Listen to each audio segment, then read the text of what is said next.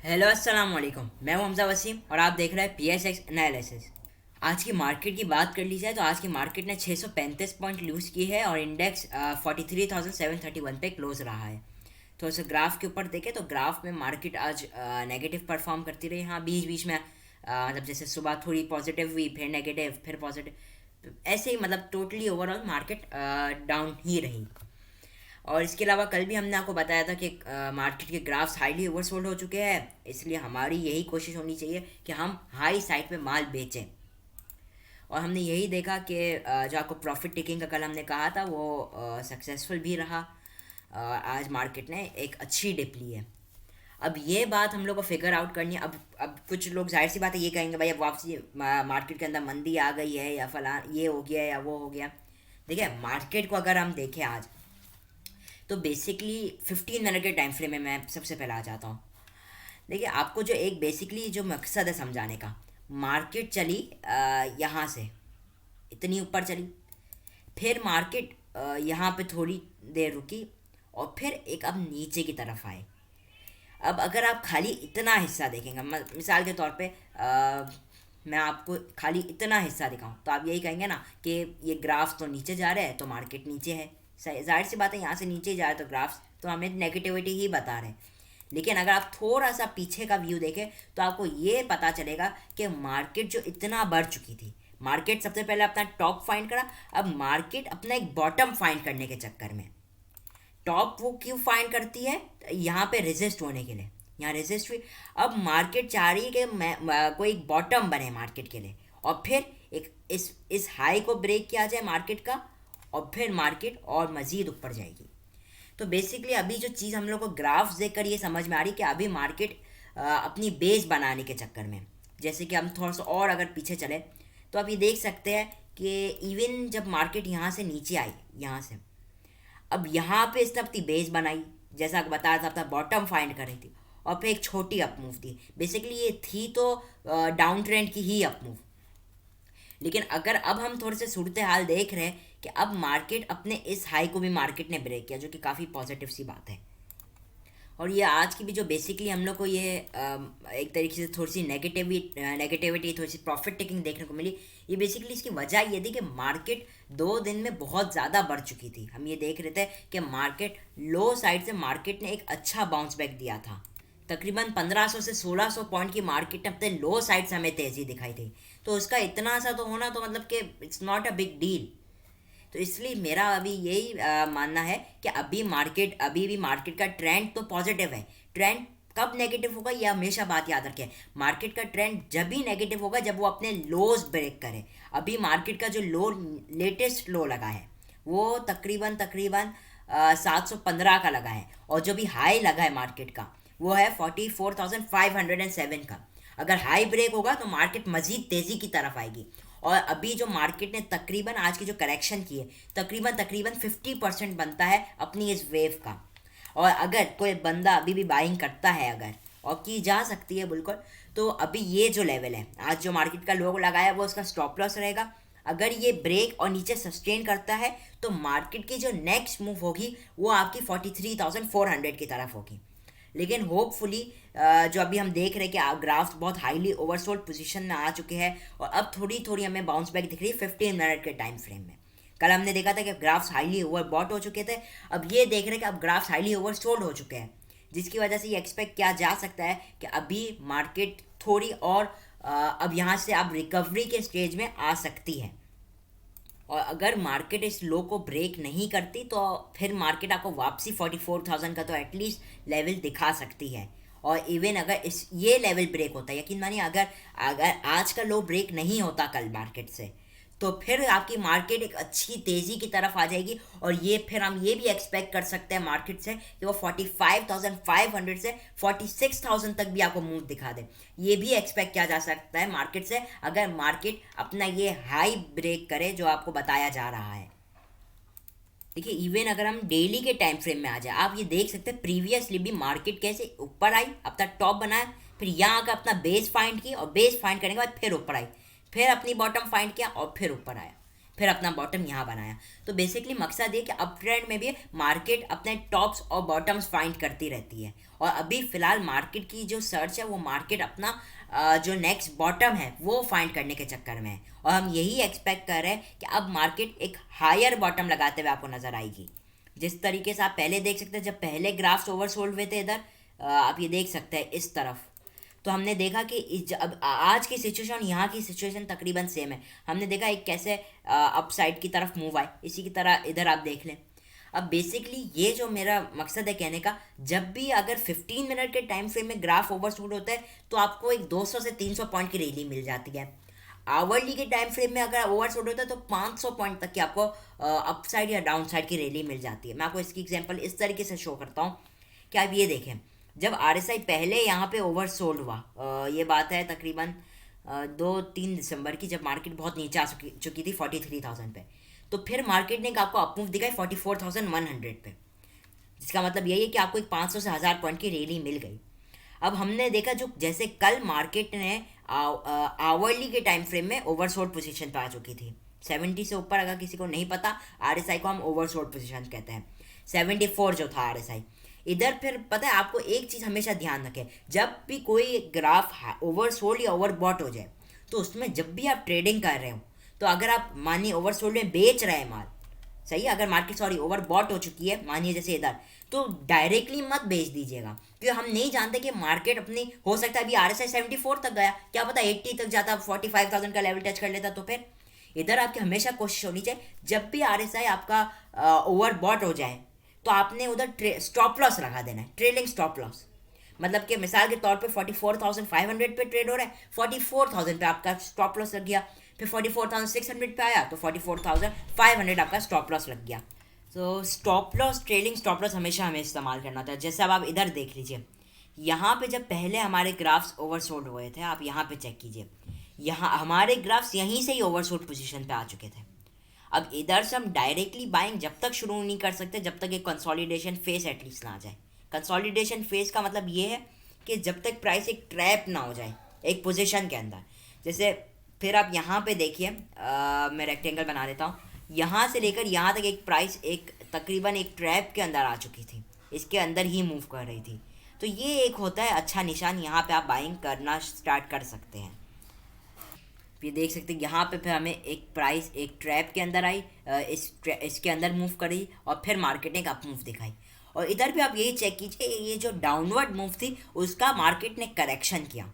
अब जैसे मार्केट ने यहाँ पे अपना बॉटम बनाया, अब मार्केट ने यहाँ पे अपना टॉप फाइंड करने की कोशिश की ताकि वो अपनी डाउनवर्ड की तरफ जो मूव है उसे कंटिन्यू रख सके।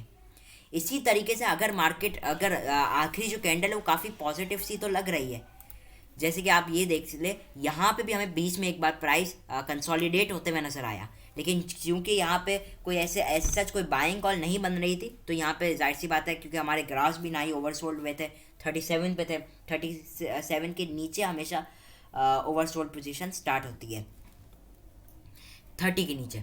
फिर हमने देखा अब यहाँ पे जब प्राइस आ चुकी है, अब आप ये देख ले प्राइस, अगर ये हमारा जो लो है, अगर कोई बंदा बाइंग करता है और इस लो को वो स्टॉप लॉस रखेंगे, इस लो के नीचे अगर क्लोजिंग आती है तो मार्केट अपना ट्रेंड कंटिन्यू कर सकती है डाउनवर्ड की तरफ।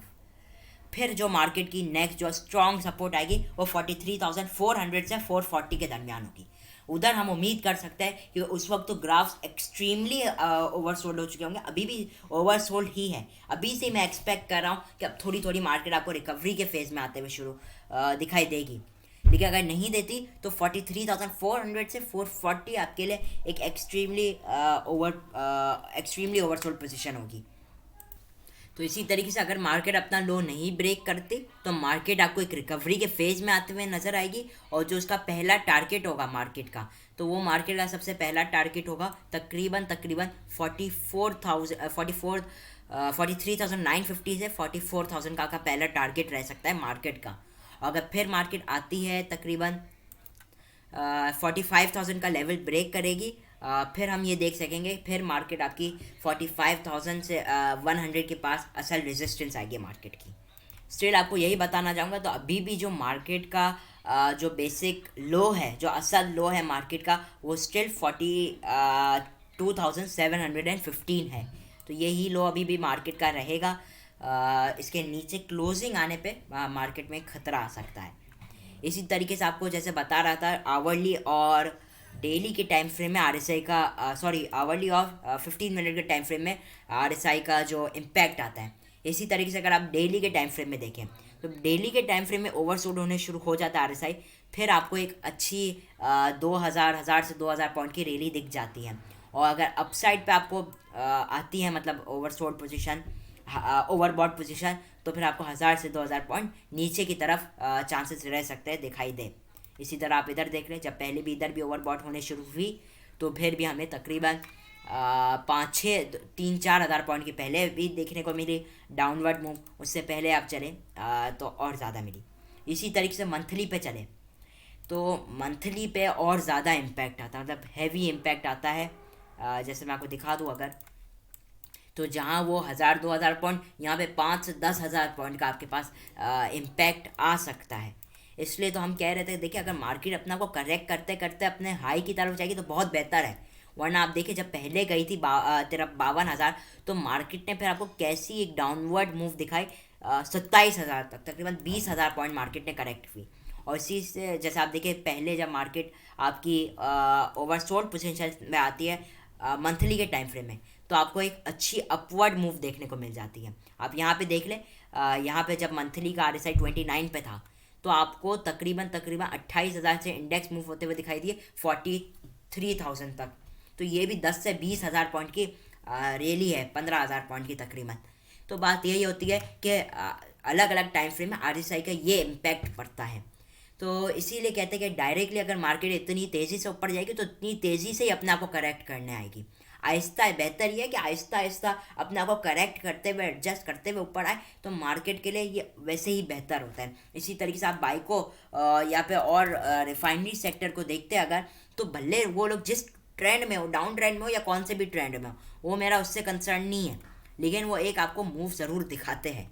जैसे हमने देखा कुछ दिन पहले, आप ये देख सकते हैं कि डेली के टाइम फ्रेम में अब बाइकों का जो रेट था, आरएसआई था, वो ओवरबॉट पोजीशन पे, ओवरसोल्ड पोजीशन पे जा चुका था, जिसकी वजह से हमने एक अच्छी मूव देखी। यहाँ पे आप देख सकते हैं, यहाँ पे एक अच्छी मूव देखी। तो बेसिकली ये अप मूव्स आपको दिखती रहती है, यहाँ पे आप देख सकते हैं। इसी तरीके से मैं आपको और शेयर्स दिखाऊँ, एनआरएल अगर हम 2 मिनट में एनालाइज कर लें तो आप ये देख सकते हैं पहले जब ये ओवरसोल्ड पोजीशन पे आया था 52 रुपये के पास, तकरीबन 100 रुपये के पास, तो इसने कितनी तेज़ी की अप मूव दिखाई। तो ये ओवरऑल चलता रहता है मार्केट में। इसी के साथ हमारे एक व्यूअर ने जो कमेंट किया था शेयर, चले उसकी तरफ चलते हैं, लेकिन आखिरी जो मैं अपना ओवरऑल जो व्यू है मार्केट का वो बताता हुआ चलूँ तो वो है, तो आखिर में मैं आप लोग को यही कहना चाहूँगा कि अब आरएसआई क्योंकि जा चुका है 15 मिनट के टाइम फ्रेम में ओवरसोल्ड पोजीशन पे, तो अब आप लोग स्प्लिट बाइंग का तरीका इख्तियार कर सकते हैं। अब ये देखिए, अब हम कौन से शेयर्स में स्प्लिट बाइंग करें। देखिए जाहिर सी बात है, कुछ शेयर्स इंडेक्स के साथ भी ओवरसोल्ड पोजीशन पे आ चुके हैं 15 मिनट के टाइम फ्रेम में, तो कोशिश कीजिए। अभी जाहिर सी बात है हर शेयर का अलग है, लेकिन मोस्टली मैं आपको बात बता रहा हूँ एवरेज, आप उन शेयर्स के अंदर बाइंग करें जो इंडेक्स के साथ नीचे आ चुके हैं, जिनका ग्राफ्स भी ओवरसोल्ड पोजीशन पे, आरएसआई ओवरसोल्ड पोजीशन पे आ चुके हैं, उनके अंदर अब आप स्प्लिट बाइंग का जो मेथड है वो इख्तियार कर सकते हैं। तो इसी के साथ अगर हम शेल की एनालिसिस करें,